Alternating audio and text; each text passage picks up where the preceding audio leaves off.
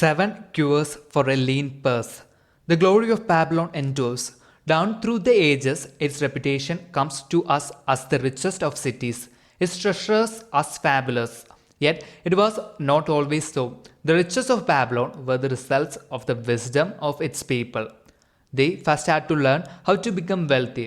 When the good king Sargon returned to Babylon after defeating his enemies, the Elamites, he was confronted with a serious situation. The royal chancellor explained it to the king thus: "After many years of great prosperity brought to our people, because your majesty built the great irrigation canals and the mighty temples of the gods, now that these works are completed, the people seem unable to support themselves.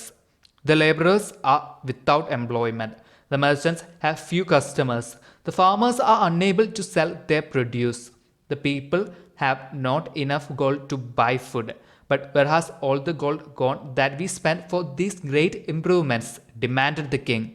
"It has found its way, I fear," responded the chancellor, "into the possession of a few very rich men of our city. It filtered through the fingers of most our people as quickly as the goat's milk goes through the strainer. Now that the stream of gold has ceased to flow, most of our people have nothing to for their earnings." The king was thoughtful for some time. Then he asked,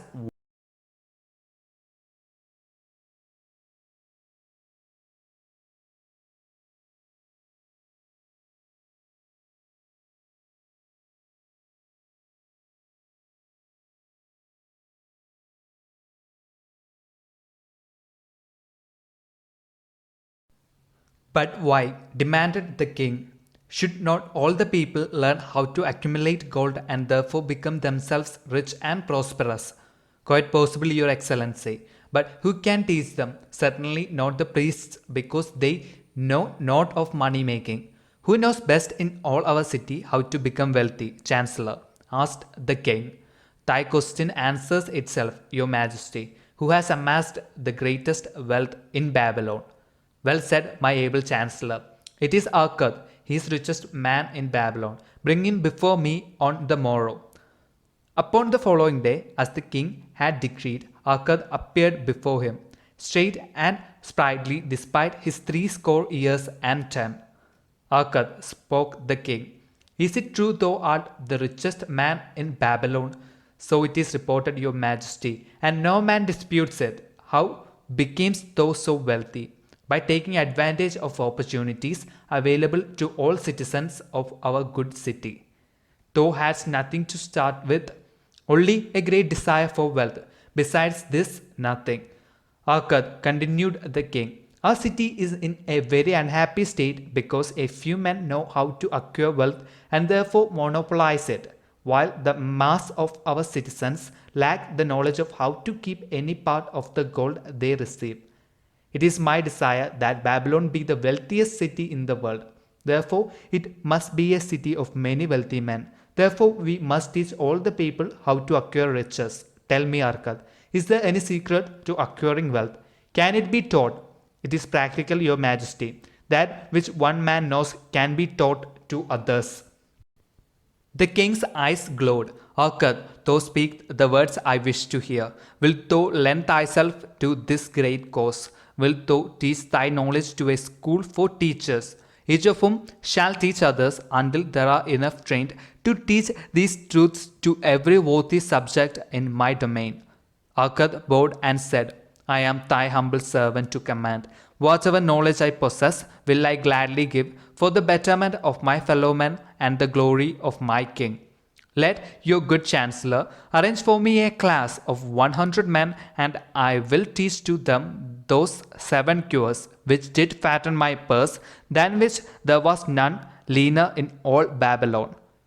A fortnight later, in compliance with the king's command, the chosen 100 assembled in the great hall of the Temple of Learning, seated upon colorful rings in a semicircle. 𝖚 sat beside a small taburet, upon which smoked a sacred lamp, sending forth a strange and pleasing odor. "Behold the richest man in Babylon," whispered a student, nudging his neighbor as 𝖚 arose. "He is but a man, even as the rest of us." "As a dutiful subject of our great king," 𝖚 began, I stand before you in his service, because once I was a poor youth who did greatly desire gold, and because I found knowledge that enabled me to acquire it, he asked that I impart unto you my knowledge. I started my fortune in the humblest way. I had no advantage not enjoyed as fully by you and every citizen in Babylon. The first storehouse of my treasure was a well purse. I loathed its useless emptiness. I desired it be round and full, clinging with the sound of gold. Therefore, I sought every remedy for a lean purse. I found 7.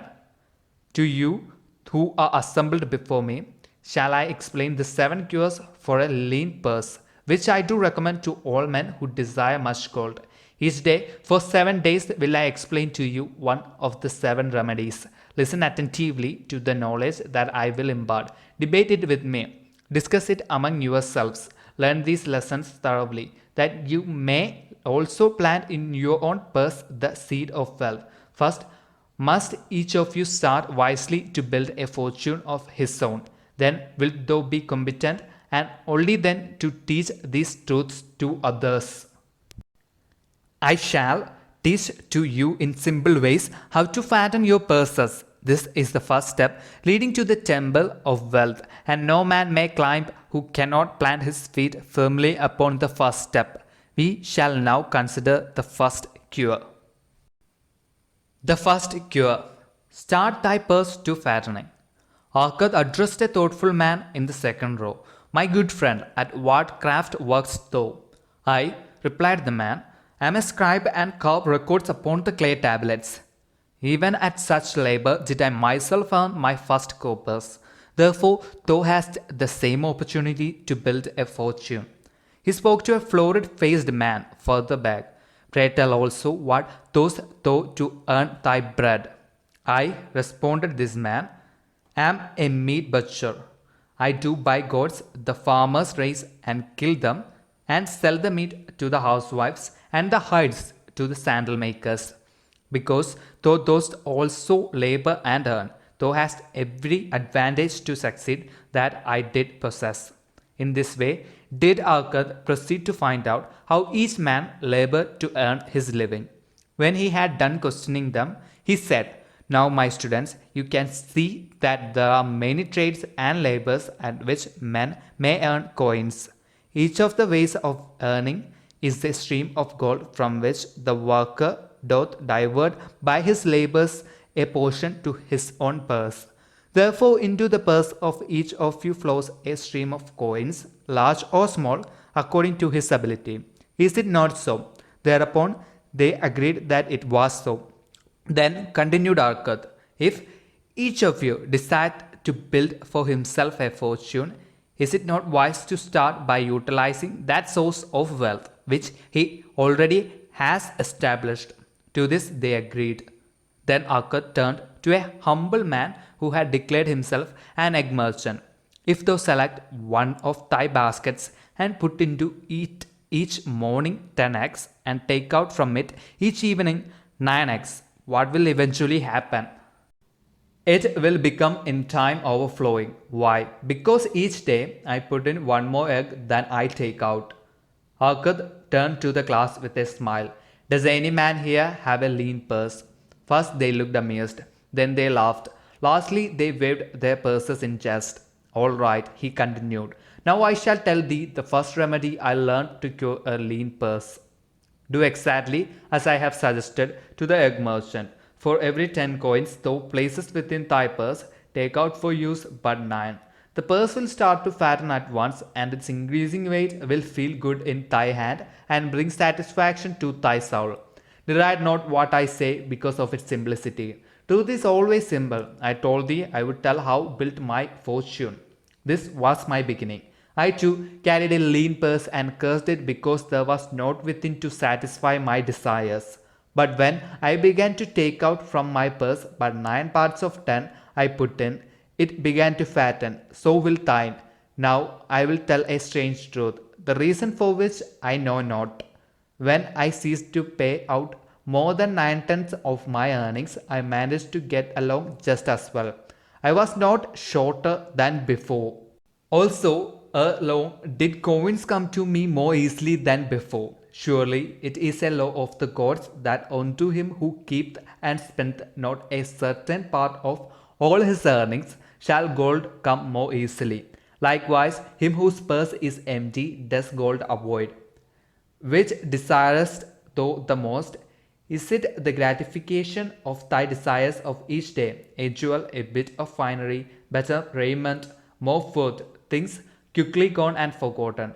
Or is it substantial belongings, gold, lands, herds, merchandise, income-bringing investments? The coins thou takest from thy purse bring the first, the coins thou leavest within it will bring the latter. This, my students, was the first cure I did discover for my lean purse. For each 10 coins I put in, to spend but 9. Debate this amongst yourself. If any man proves it untrue, tell me upon the morrow when we shall meet again. The second cure. Control thy expenditures. Some of your members, my students, have asked me this. How can a man keep 1/10 of all he earns in his purse when all the coins he earns are not enough for his necessary expenses? So did Arkath address his students upon the second day. Yesterday, how many of thee carried lean purses? All of us, answered the class. Yet though do not all earn the same, some earn much more than others, somehow much larger families to support. Yet all purses were equally lean. Now I will tell thee an unusual truth about men and sons of men. It is this, that what each of us calls our necessary expenses will always grow to equal our incomes unless we protest to the contrary. Confuse not the necessary expenses with thy desires. Each of you, together with your good families, have more desires than your earnings can gratify. Therefore are thy earnings spent to gratify these desires, insofar as they will go. Still thou retainest many ungratified desires. All men are burdened with more desires than they can gratify. Because of my wealth, thinkst thou I may gratify every desire? This is a false idea. There are limits to my time. There are limits to my strength. There are limits to the distance I may travel. There are limits to what I may eat. There are limits to the zest with which I may enjoy. I say to you that just as weeds grow in a field wherever the farmer leaves space for their roots, even so freely do desires grow in men whenever there is a possibility of their being gratified. Thy desires are a multitude, and those that thou mayest gratify are but few. Study thoughtfully thy accustomed habits of living. Herein may be most often found certain accepted expenses that may wisely be reduced or eliminated. Let thy motto be 100% of appreciated value demanded for each coin spent. Therefore, engrave upon the clay each thing for which thou desire to spend. Select those that are necessary and others that are possible through the expenditure of 9/10 of thy income. Cross out the rest and consider them but a part of that great multitude of desires that must go unsatisfied, and regret them not. Budget then thy necessary expenses. Touch not the 1/10 that is fattening thy purse. Let this be thy great desire that is being fulfilled. Keep working with thy budget. Keep adjusting it to help thee. Make it thy first assistant in defending thy fattening purse. Hereupon, one of the students, wearing a robe of red and gold, arose and said, I am a free man. I believe that it is my right to enjoy the good things of life. Therefore, do I rebel against the slavery of a budget which determines just how much I may spend and for what. I feel it would take much pleasure from my life and make me little more than a packass to carry a burden. To him Arkath replied, Who, my friend, would determine thy budget? I would make it for myself, responded the protesting one. In that case, were a packass to budget his burden, would he include therein jewels and rugs and heavy bars of gold? Not so. He would include hay and grain and a bag of water for the desert trail. The purpose of a budget is to help thy purse to fatten. It is to assist thee to have thy necessities and, insofar as attainable, thy other desires. It is to enable thee to realize thy most cherished desires by defending them from thy casual wishes. Like a bright light in a dark cave, thy budget shows up the leaks from thy purse and enables thee to stop them and control thy expenditures for definite and gratifying purposes. This then is the second cure for a lean purse. Budget thy expenses that thou mayest have coins to pay for thy necessities, to pay for thy enjoyments, and to gratify thy worthwhile desires without spending more than 9/10 of thy earnings. The third cure. Make thy gold multiply. Behold, thy lean purse is fattening. Thou hast disciplined thyself to live therein 1/10 of all thou earnest. Thou hast controlled thy expenditures to protect thy growing treasure. Next, we will consider means to put thy treasure to labor and to increase. Gold in a purse is gratifying to own and satisfies a miserly soul, but earns nothing. The gold we may retain from our earnings is but the start. The earnings it will make shall build our fortunes. So spoke Arkad upon the third day to his class. How therefore may we put our gold to work? My first investment was unfortunate, for I lost all. Its tale I will relate later. My first profitable investment was a loan I made to a man named Agar, a shield maker. Once each year did he buy large shipments of bronze brought from across the sea to use in his trade. Lacking sufficient capital to pay the merchants, he would borrow from those who had extra coins. He was an honorable man. His borrowing he would repay, together with a liberal rental as he sold his shields. Each time I loaned to him, I loaned back also the rental he had paid to me. Therefore, not only did my capital increase, but its earnings likewise increased. Most gratifying was it to have these sums returned to my purse. I tell you, my students, a man's wealth is not in the coins he carries in his purse. It is the income he built, the golden stream that continually flowed into his purse and kept it always bulging. That is what every man desired. That is what though each one of thee desired, an income that continued to come whether thou work or travel. Great income I have acquired, so great that I am called a very rich man. My loans to Agar were my first training in profitable investment. Gaining wisdom from this experience, I extended my loans and investments as my capital increased. From a few sources at first, from many sources later, flowed into my purse a golden stream of wealth available for such wise uses as I should decide. Behold, from my humble earnings, I had begotten a horde of golden slaves, each laboring and earning more gold. As they labored for me, so their children also labored, and their children's children, until great was the income from their combined efforts. Gold increased rapidly when making reasonable earnings, as thou wilt see from the following. A farmer, when his first son was born, took 10 pieces of silver to a moneylender and asked him to keep it on rental for his son until he became 20 years of age. This the moneylender did, and agreed the rental should be 1/4 of its value each 4 years. The farmer asked, because this sum he had set aside as belongings to his son, that the rental be added to the principal. When the boy had reached the age of 20 years, the farmer again went to the moneylender to inquire about the silver. The moneylender explained that because this sum had been increased by compound interest, the original 10 pieces of silver had now grown to 30½ pieces. The farmer was well pleased, and because the son did not need the coins, he left them with the moneylender. When the son became 50 years of age, the farmer, meantime having passed to the other world, the moneylender paid the son in settlement 167 pieces of silver. Thus, in 50 years, had the investment multiplied itself at rental almost 17 times. This then is the third cure for a lean purse, to put each coin to laboring that it may reproduce its kind even as the flocks of the field, and help bring to thee income, a stream of wealth that shall flow constantly into thy purse. The fourth cure. Guard thy treasures from loss. Misfortune loves a shining mark. Gold in a man's purse must be guarded with firmness, else it be lost. Thus it is wise that we must first secure small amounts and learn to protect them before the gods entrust us with larger.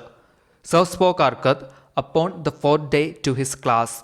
Every owner of gold is tempted by opportunities whereby it would seem that he could make large sums by its investment in most plausible projects. Often friends and relatives are eagerly entering such investment and urge him to follow. The first sound principle of investment is security for thy principal. Is it wise to be intrigued by larger earnings when thy principal may be lost? I say not. The penalty of risk is probable loss. Study carefully. Before parting with thy treasure, each assurance that it may be safely reclaimed. Be not misled by thine own romantic desires to make wealth rapidly. Before thou loan it to any man, assure thyself of his ability to repay and his reputation for doing so, that thou mayest not unwittingly be making him a present of thy hard-earned treasure. Before thou entrust it as an investment in any field, acquaint thyself with the dangers which may beset it.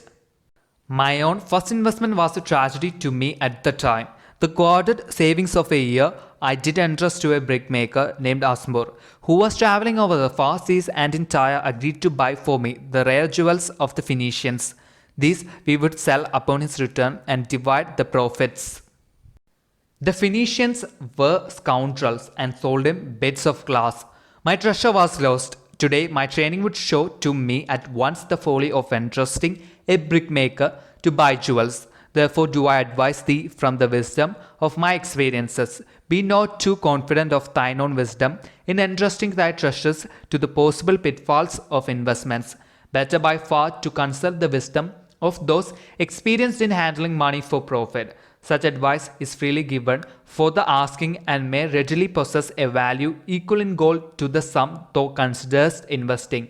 In truth, such is its actual value if it save thee from loss. This, then, is the fourth cure for a lean purse, and of great importance if it prevent thy purse from being emptied once it has become well filled. Guard thy treasure from loss by investing only where thy principal is safe, where it may be reclaimed if desirable, and where thou wilt not fail to collect a fair rental. Consult with wise men. Secure the advice of those experienced in the profitable handling of gold. Let their wisdom protect thy treasure from unsafe investments. The fifth cure. Make of thy dwelling a profitable investment. If a man setteth aside 9 parts of his earnings upon which to live and enjoy life, and if any part of these 9 parts he can turn into a profitable investment without detriment to his well-being, then so much faster will his treasures grow. So spake Arthur to his class at their 5th lesson. All too many of our men of Babylon do raise their families in unseemly quarters. They do pay to exacting landlords liberal rentals for rooms where their wives have not a spot to raise the blooms that gladden a woman's heart, and their children have no place to play their games except in the unclean alleys. No man's family can fully enjoy life unless they do have a plot of ground wherein children can play in the clean earth, and where the wife may raise not only blossoms but good rich herbs to feed her family. To a man's heart it brings gladness to eat the figs from his own trees and the grapes of his own vines, to own his own domicile and to have it a place he is proud to care for. Putteth confidence in his heart and greater effort behind all his endeavours. Therefore do I recommend that every man on the roof that sheltereth him and his. Nor is it beyond the ability of any well-intentioned man to own his hope. Hath not our great king so widely extended the walls of Babylon, that within them much land is now unused and may be purchased at sums most reasonable? Also I say to you, my students, that the moneylenders gladly consider the desires of men who seek homes and land for their families. Readily may thou borrow to pay the brickmaker and the builder for such commendable purposes, if thou can show a reasonable portion of the necessary sum which thou thyself hath provided for the purpose. Then, when the house be built, thou canst pay the moneylender with the same regularity as thou didst pay the landlord, because each payment will reduce thy indebtedness to the moneylender. A few years will satisfy his loan. Then will thy heart be glad, because thou wilt own in thy own right a valuable property, and thy only cost will be the king's taxes. Also will thy good wife go more often to the river to wash thy robes, that each time returning she may bring a goatskin of water to pour upon the growing things. Thus come many blessings to the man who owned his own house, and greatly will it reduce his cost of living, making available more of his earnings for pleasures and the gratification of his desires. This then is the fifth cure for a lean purse. On thy own home. The sixth cure. Ensure a future income. The life of every man proceedeth from his childhood to his old age. This is the path of life, and no man may deviate from it unless the gods call him prematurely to the world beyond. Therefore do I say that it behooves a man to make preparation for a suitable income in the days to come, when he is no longer young, and to make preparations for his family should he be no longer with them, to comfort and support them. This lesson shall instruct thee in providing a full purse when time has made thee less able to learn. So Arkad addressed his class upon the sixth day. The man who, because of his understanding of the laws of wealth, acquireth a growing surplus, should give thought to those future days. He should plan certain investments or provision that may endure safely for many years, yet will be available when the time arrives which he has so wisely anticipated. There are diverse ways by which a man may provide with safety for his future. He may provide a hiding place and there bury a secret treasure. Yet no matter with what skill it be hidden, it may nevertheless become the loot of thieves. For this reason I recommend not this plan. A man may buy houses or lands for this purpose. If wisely chosen as to their usefulness and value in the future, they are permanent in their value, and their earnings or their sale will provide well for his purpose. A man may loan a small sum to the money lender and increase it at regular periods. The rental which the money lender adds to this will largely add to its increase. I do know a sandal maker named Anson who explained to me not long ago that each week for 8 years he had deposited with his money lender 2 pieces of silver.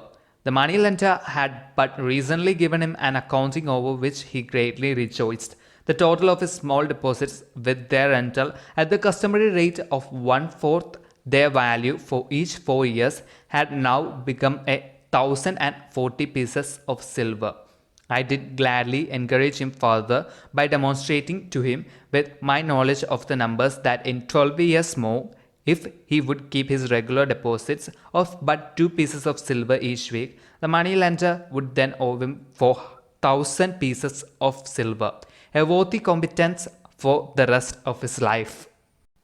Surely, when such a small payment made with regularity doth produce such profitable results, no man can afford not to insure a treasure for his old age and the protection of his family, no matter how prosperous his business and his investments may be.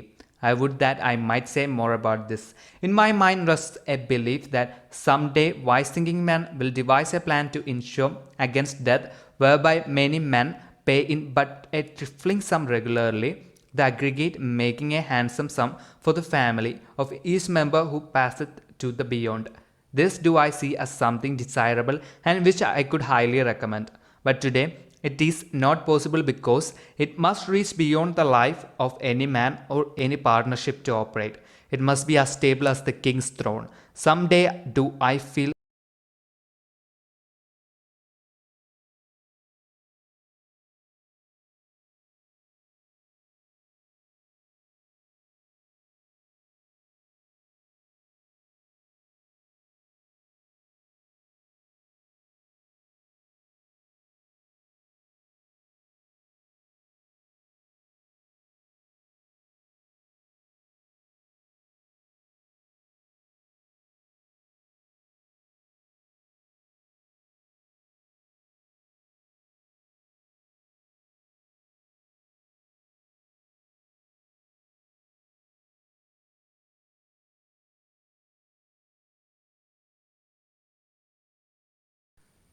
the seventh cure. Increase thy ability to earn. This day I speak to thee, my students, of one of the most vital remedies for a lean purse. Yet I will talk not of gold, but of yourselves, of the men beneath the robes of many colors who do sit before me. I will talk to you of those things within the minds and the lives of men which do work for or against their success. So did Arkad address his class upon the seventh day. Not long ago came to me a young man seeking to borrow. When I questioned him the cause of his necessity, he complained that his earnings were insufficient to pay his expenses. Thereupon I explained to him, This being the case, he was a poor customer for the moneylender, as he possessed no surplus earning capacity to repay the loan. What you need, young man, I told him, is to earn more coins. What those thought to increase their capacity to earn. All that I can do, he replied. 6 times within 2 months have I approached my master to request my pay be increased, but without success. No man can go oftener than that. We may smile at his simplicity, yet he did possess one of the vital requirements to increase his earnings. Within him was a strong desire to earn more, a proper and commendable desire. Preceding accomplishment must be desire. Thy desires must be strong and definite. General desires are but vague longings. For a man to wish to be rich is of little purpose. For a man to desire 5 pieces of gold is a tangible desire which he can press to fulfillment. After he has backed his desire for 5 pieces of gold with strength of purpose to secure it, next he can find similar ways to obtain 10 pieces and then 20 pieces and later 1,000 pieces, and behold, he has become wealthy. In learning to secure his one definite small desire, he hath trained himself to secure a larger one. This is the process by which wealth is accumulated, first in small sums, then in larger ones, as a man learns and becomes more capable. Desires must be simple and definite. They defeat their own purpose should they be too many, too confusing, or beyond a man's training to accomplish. As a man perfect himself in his calling, even so doth his ability to earn increase. In those days, when I was a humble scribe carving upon the clay for a few coppers each day, I observed that other workers did more than I and were paid more. Therefore, did I determine that I would be exceeded by none. Nor did it take long for me to discover the reason for their greater success. More interest in my work, more concentration upon my task, more persistence in my effort, and behold, few men could carve more tablets in a day than I. With reasonable promptness, my increased skill was rewarded, nor was it necessary for me to go 6 times to my master to request recognition. The more of wisdom we know, the more we may earn. That man who seeks to learn more of his craft shall be richly rewarded. If he is an artisan, he may seek to learn the methods and the tools of those more skillful in the same line. If he laboureth at the law or at healing, he may consult and exchange knowledge with others of his calling. If he be a merchant, he may continually seek better goods that can be purchased at lower prices. Always do the affairs of man change and improve, because keen-minded men seek greater skill that they may better serve those upon whose patronage they depend.